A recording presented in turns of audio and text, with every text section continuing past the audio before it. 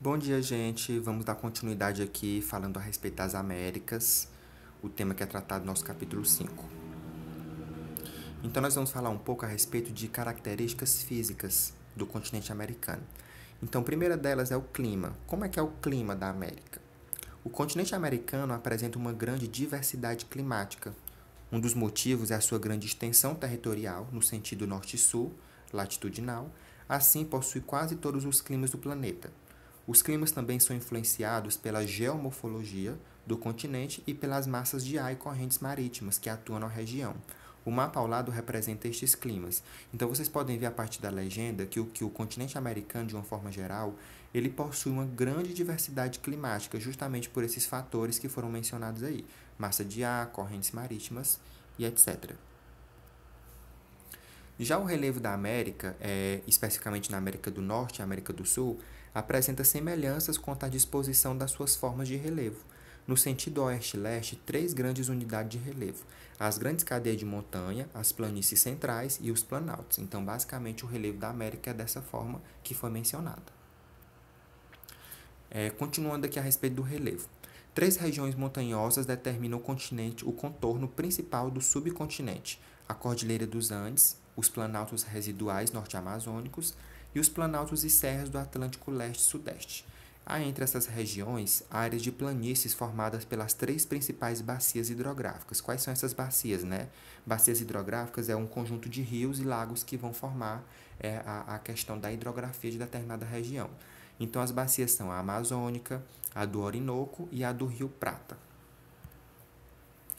A vegetação do continente americano, ela vai abrigar muitos tipos, né, de tipos vegetativos, tipos de vegetação diferenciadas, justamente porque se tem clima variado, vai ter também vegetação variada. A gente sabe que as plantas, elas necessitam muito clima. Então, para ter uma vegetação variada, né, tem que ter um clima também que proporcione isso. Então, isso vai acontecer devido à sua variedade de climas e de solos, como eu mencionei, assim como seu relevo e hidrografia.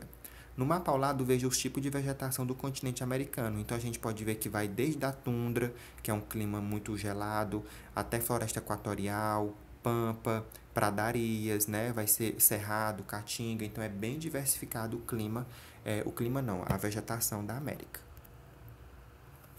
Aí a gente vai ver aqui um pouco a respeito da relação clima-vegetação, né? Como é que esse tipo de clima vão fazer com que ocorram transformações da vegetação e das paisagens.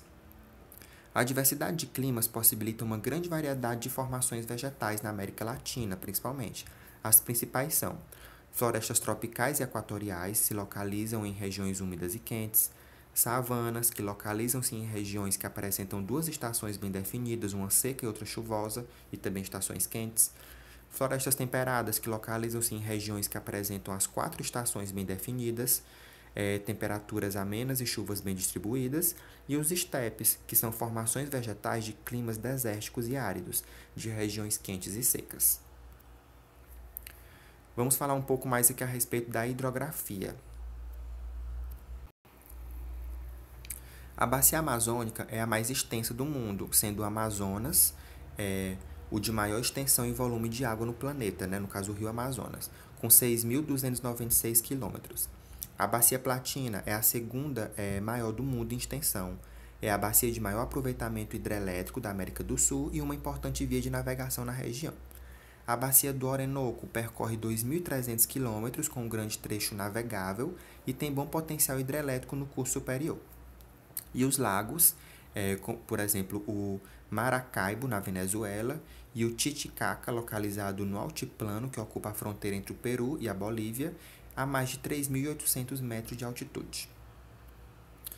Então, vocês vão agora fazer a leitura das páginas 107 até 114, e em seguida vão responder as páginas 115 a 118 e enviar para mim, para que eu possa fazer o acompanhamento do processo de aprendizagem de vocês.